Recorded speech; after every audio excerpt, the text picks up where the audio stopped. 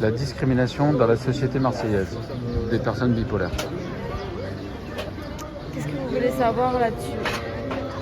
Ben, je pense que même à Marseille, qui est une ville cool, les gens bipolaires, enfin les personnes bipolaires, d'après ce que j'ai vu de votre groupe de parole, sont quand même discriminés au niveau professionnel, on les emmerde. Alors bon, ok, on va pas faire des gros clichés.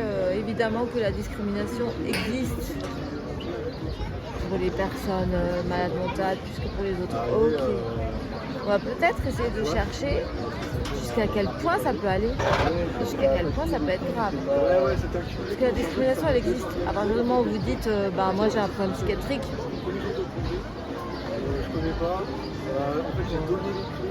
Celui-là, le taré là, ah ouais le gogol là, ah ouais celui qui est à mi-temps, ah ouais celui qui est pas tranquille là. Donc ça on sait d'accord. De toute façon vous allez être sous-évalué, c'est sûr. Maintenant jusqu'où ça peut aller? Moi c'est ça qui m'intéresse. Jusqu'où ça peut aller? Jusqu'où est-ce que ça dépasse les normes de l'acceptable?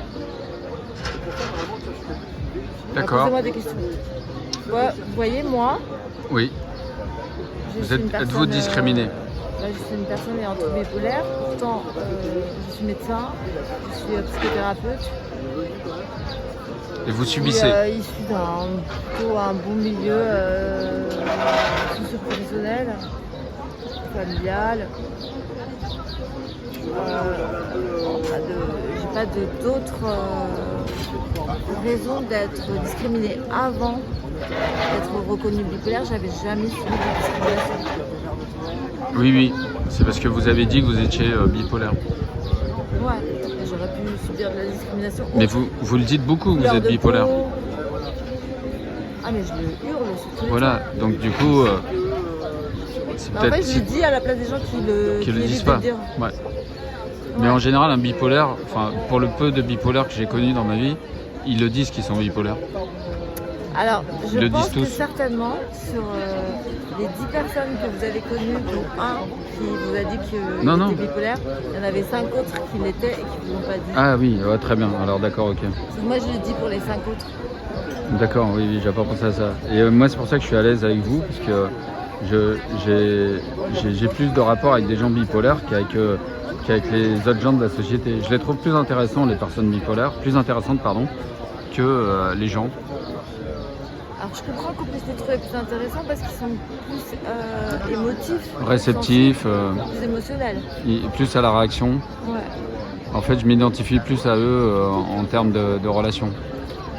Alors il y a un autre cadre qui fait pas partie du trouble bipolaire, qui n'est pas un trouble de l'humeur, c'est pas une pathologie. Il y a ce qu'on appelle les hypersensibles. Voilà, c'est ça que j'aime bien.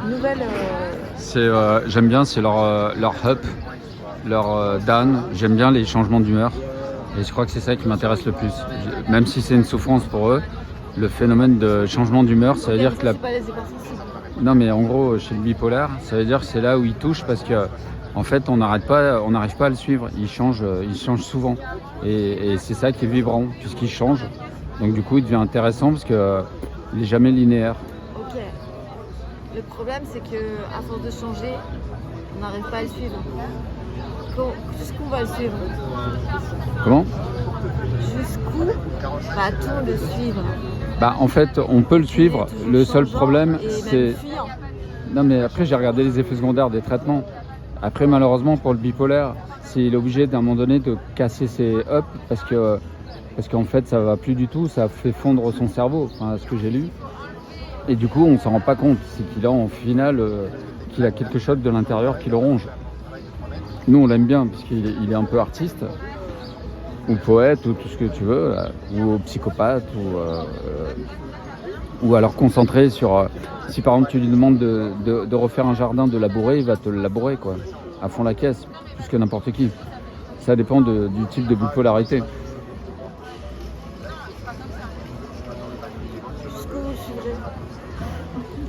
Moi je suis le bipolaire.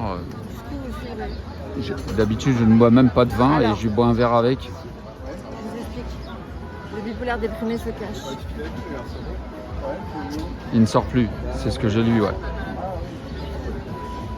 Le bipolaire up a des conduites destructrices. Passage à l'acte peuvent mettre en danger.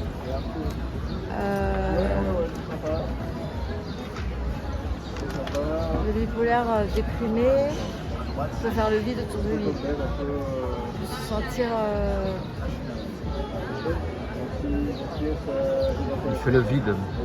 parce qu'il perd ses émotions et il perd le sentiment d'amour. Il peut perdre le sentiment d'amour, il peut perdre sa libido, il peut perdre l'intérêt qu'il a pour la vie. Il peut avoir honte d'être ça.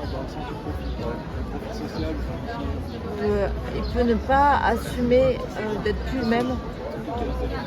C'est-à-dire quelqu'un qui a toujours été là pour amuser les autres, toujours été là pour être gai, aimer la vie, donner envie. Tout d'un coup, qui se retrouve comme ça sur le carreau, il peut avoir honte et plus avoir envie de se montrer aussi. 6 minutes, je coupe. Ça va.